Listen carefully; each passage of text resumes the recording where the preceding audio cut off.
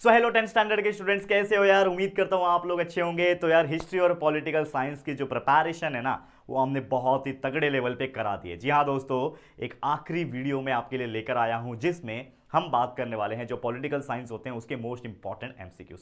सारे chapters, 5 chapters से पांचों चैप्टर्स के जितने भी एमसीक्यूज होते हैं वो सारा चीज़ आपको मैं पढ़ा दूंगा। लेकिन एक और चीज़ कि हमने इसके पहले, अगर आप वीडियो सेक्शन को खाली एक बार जाके चेक कर लो कि हमने इस 2 दिन के गैप में कितने सारे वीडियोस आपके लिए बनाए हैं, चाहे वो most important concept chart, complete the following वाला टेबल जो होता है, या फिर जो फ्लो चार्ट वाले जो क्वेश्चंस होते हैं, हिस्ट्री का अलग, पॉलिटिकल साइंस का अलग, इसके अलावा पूरा कंप्लीट 1.5-2 दिन का स्ट्रैटेजी, इसके अलावा complete short notes, complete give reasons, complete wrong pairs वाले आंसर, हिस्ट्री के ऑब्जेक्टिव्स के क्वेश्चन, और ये वीडियो जो है पॉलिटिकल साइंस का एमसीक्यू का वीडियो, ये सारा चीज फ्री ऑफ कॉस्ट आपके लिए हमने इसी चैनल के वीडियो सेक्शन में डाल रखा है। वो सभी वीडियोस जो भी बच्चा देखेगा वो आराम से 40 आउट ऑफ 35 प्लस मार्क्स निकाल लेगा, ये तो गारंटी है। और कई सारे लाइव भी हमने लिए ताकि आप लोग का रिवीजन भी करवा सके। और साथ ही में पूरा सिलेबस तो पहले से पढ़ा रखा है, हर चैप्टर के प्रॉपर वन शॉट उड़ान बैच के या फिर लाइव रिवीजन वीडियोस भी प्रेजेंट है, लेक्चर वीडियोस भी प्रेजेंट है। कोई भी चैप्टर में कंसेप्ट समझना है तो आप उन लेक्चर्स को देख के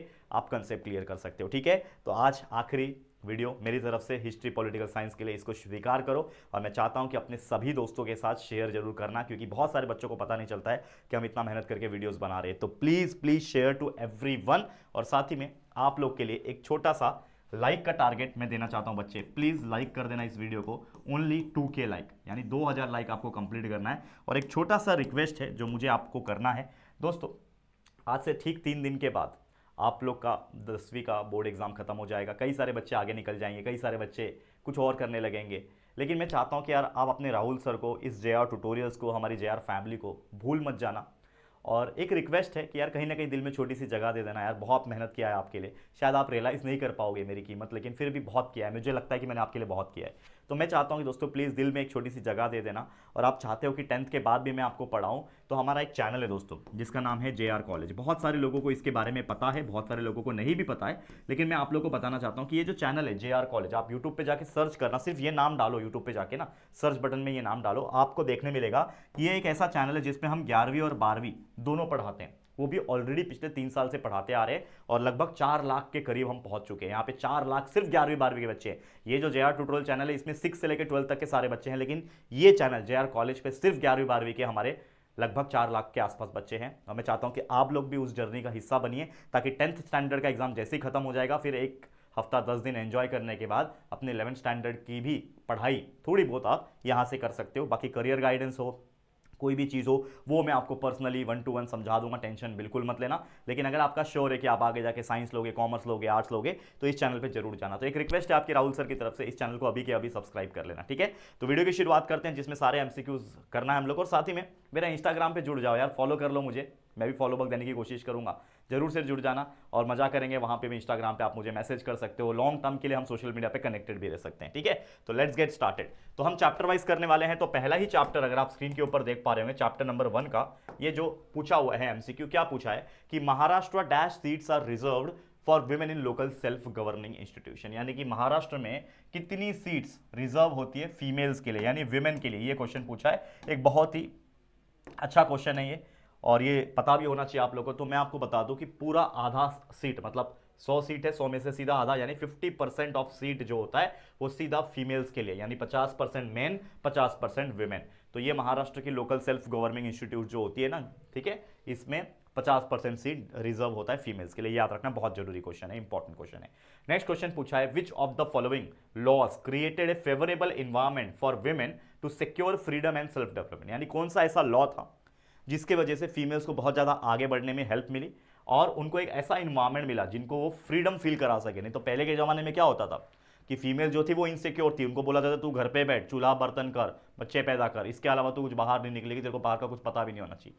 लेकिन बहुत सारे नियम कानून आए, बदले, और आज के आप डेट में देखोगे तो विमेन जो होती है वो कहीं ना कहीं आदमियों के साथ, मेल के साथ कंधे से कंधा मिला के घूम रही है।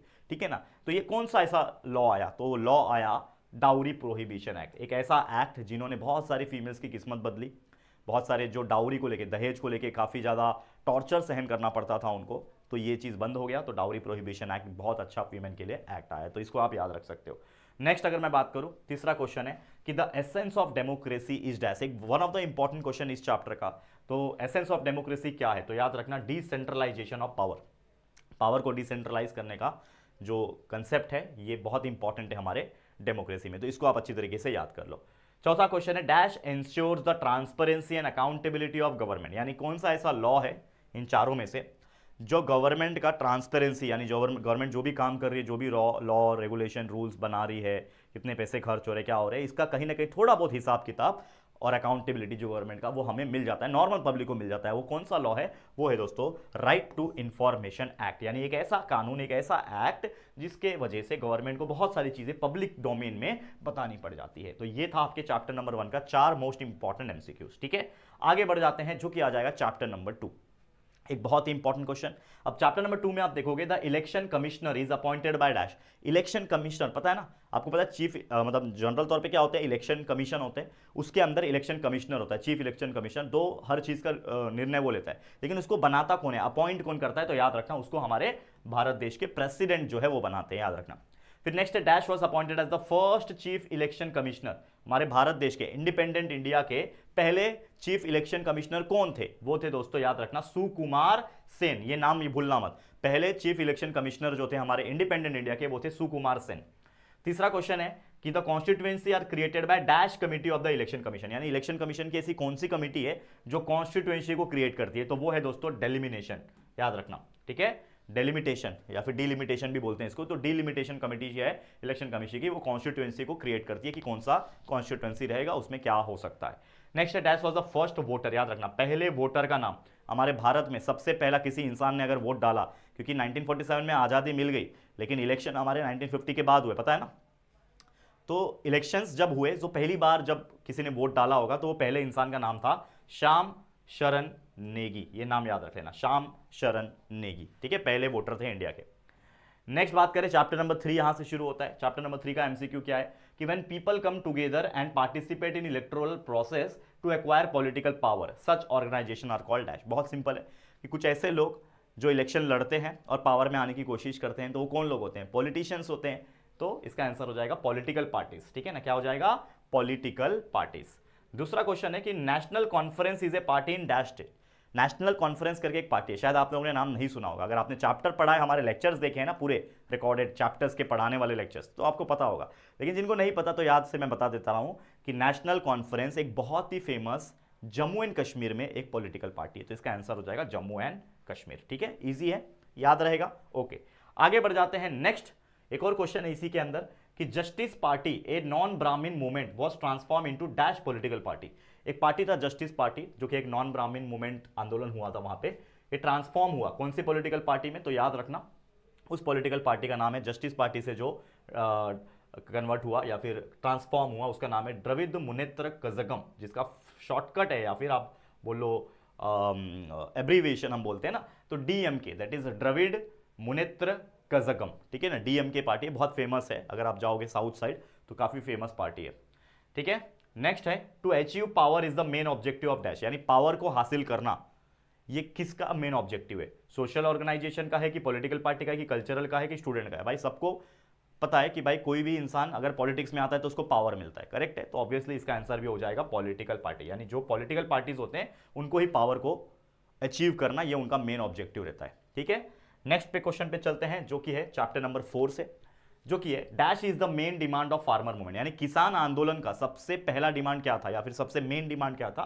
4 ऑप्शन है कि right to cultivate on forest land, यानी कि जंगल की जमीन पे खेती करने, तो ये डिमांड था क्या, नहीं ये डिमांड नहीं था।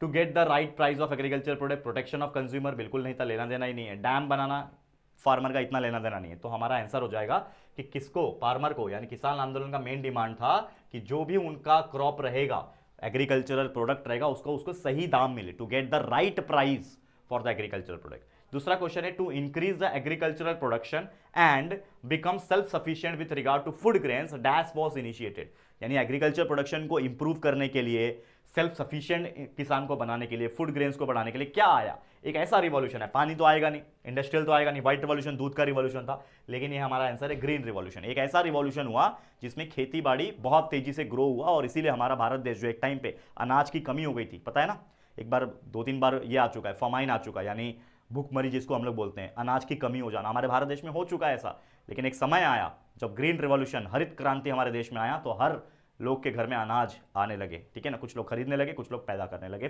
फार्मर्स की बात कर रहा हूं। तीसरा क्वेश्चन है, dash is known as the waterman of India. एक बहुत इंपॉर्टेंट और यूनिक क्वेश्चन है, वाटरमैन ऑफ इंडिया, पानी मानव, ठीक है ना, पानी इंसान, पानी मानव कौन था हमारा भारत देश का? तो याद रखना, डॉक्टर राजेंद्र सिंह राणा, ठीक है। डॉक्टर राजेंद्र सिंह राणा एक ऐसे इंसान जिनका मतलब जिनको वाटरमैन के नाम से, हमारे भारत देश के पानी मानव के नाम से, वाटरमैन के नाम से जाना जाता है। नेक्स्ट, पांचवा चैप्टर और आखिरी चैप्टर के कुछ इंपॉर्टेंट एमसीक्यूज, जो कि in a democracy dash participate in elections and get political power. Elections में कौन पार्टिसिपेट करता है लोकतंत्र में और पावर में आता है? तो बट ऑब्वियसली पॉलिटिकल पार्टीज ही पार्टिसिपेट करते हैं, तो इसका आंसर क्या हो जाएगा? Political parties. दूसरा क्वेश्चन है, the major challenge face by all democratic nations in the world. पूरे जितने भी लोकतांत्रिक देश है पूरे वर्ल्ड के अंदर, इनको सबसे बड़ा चैलेंज का क्या सामना करना पड़ता है? कि क्या नक्सल एक्टिविटीज का सामना करना पड़ता है, कि मसल पावर, ये लेना देना ही नहीं है, depending the roots of democracy, कि रीजनल कन्फ्लिक्ट्स। तो भाई सीधी सी बात है, खासकर हमारे भारत देश की बात हो तो पूरे वर्ल्ड में भी और इंडिया में भी सबसे बड़ा जो चैलेंज है वो है रिलीजन के नाम पे दंगे। पता है ना, अपने भारत देश में तो आजकल कुछ ज्यादा ही हो रहा है, रिलीजन के नाम पे कुछ भी हो जा रहा है आजकल। देखा ना कुछ दिन पहले होली वाला न्यूज़, कैसे वो होली खेलते खेलते कैसे रंग गिर गया, कैसे खून खराबा हो गया है कि नहीं, देखा कि नहीं? तो यार बहुत डेंजरस चीज़ है। तो ये जो गवर्नमेंट होती है या फिर जो भी डेमोक्रेटिक नेशंस होते हैं ना, वो इसी चीज़ से सबसे ज़्यादा डरते हैं और परेशान होते हैं कि ये सब चीज़ ना हो। और इंडिया में तो इस चीज़ का तो फ़ायदा ही उठाया जाता है। खैर क्या ही बोलूँ इसके बारे में, ज़्यादा डीप में नहीं जाएंगे, नहीं तो थोड़ा अलग वे में चला जाएगा, है कि नहीं। चलो फिर आज के लिए इतना ही। इसी के साथ ये 5 के 5 चैप्टर्स और है क्या, चेक कर लेता हूँ, नहीं इतने ही है। तो 5 के 5 चैप्टर्स के जितने भी ऑल एमपी जो एमसीक्यूज थे वो हमने करा दिए, और इसके पहले कई सारे वीडियो डाल रखा हूं अलग अलग टॉपिक पे, चाहे शॉर्ट नोट्स हो, गिव रीजन हो, ट्रू और फॉल्स हो, ठीक है ना, कंसेप्ट चार्ट्स हो। प्लीज एक बार वीडियो सेक्शन हाथ जोड़ के रिक्वेस्ट करता हूं, बहुत मेहनत करके वीडियोस रिकॉर्ड किया है, आप सभी लोग जाना वीडियो सेक्शन में एक बार चेक कर लो कि कोई वीडियो छूट तो नहीं गया जो आपने अभी तक नहीं देखा। उस वीडियोस को, जो छोटे छोटे वीडियोस है, आधे आधे घंटे के, 15-15 मिनट के वीडियोस है, अगर आप जाके वीडियो देख लोगे तो आपको सारा कंसेप्ट क्लियर हो जाएगा। तो फटाफट 1.5 की स्पीड लगा लेना है, और जो बचे हुए वीडियोस हमारे वीडियो सेक्शन में जो अभी हमने डाले हुए हैं इस 1-1.5 दिन के अंदर, वो सारे वीडियोस को जाके फटाफट से देख लो और खत्म कर दो, ठीक है। तो all the very best for your political science and history exam. मेरी तरफ से बहुत बहुत दुआएं हैं आप लोग के लिए, अच्छा परफॉर्म करोगे। और जैसे हिस्ट्री का पेपर खत्म हो जाएगा, ज्योग्राफी के लिए एक ही दिन छुट्टी है, तो उसके लिए भी आपके लिए बहुत सारे वीडियोस बना दूंगा, चाहे वो मैप्स हो, स्टैटिस्टिकल डेटा हो, गिव रीजंस हो, ऑब्जेक्टिव क्वेश्चन हो, सारा कुछ बता दूंगा। टेंशन मत लेना, आपके राहुल सर है, JR ट्यूटोरियल्स है, पढ़ते रहो, ठीक है। बस मेहनत करके अच्छे मार्क्स लाना है, क्योंकि अब की बार 90 पार विथ JR, है कि नहीं। तो अच्छे से पढ़ाई करो, और प्लीज हमारे सारे वीडियोस को शेयर करते रहो, सारे वीडियोस को लाइक करो और अच्छा अच्छा कमेंट्स करो। और जाते जाते एक बार फिर से याद दिला दूं कि यार प्लीज हमारा ये जो चैनल है जिसका नाम है JR कॉलेज चैनल, 11वीं के लिए स्पेसिफिकली, फिर आप 12वीं में जाओगे उसके लिए भी हमने बना रखा है। तो अभी प्लीज जाओ और सर्च करो सिर्फ JR कॉलेज। अगर आप मुझसे जुड़े रहना चाहते हो, आपके राहुल सर को भूलना नहीं है आप लोग को, तो प्लीज जाके JR कॉलेज को सब्सक्राइब कर लेना, ठीक है बच्चा। चलो ऑल द वेरी बेस्ट, जल्दी मुलाकात होगी आपके साथ। वीडियो को लाइक करें, शेयर करें अपने दोस्तों के साथ, इस वीडियो को जितना हो सके शेयर करें, और पहली बार चैनल पे आए हो ना तो चैनल को सब्सक्राइब करके बेल आइकन को प्रेस कर देना, ठीक है दोस्तों। चलो फिर जल्दी मुलाकात होगी आपके साथ किसी और नए वीडियो में, तब तक के लिए thank you, take care and good bye.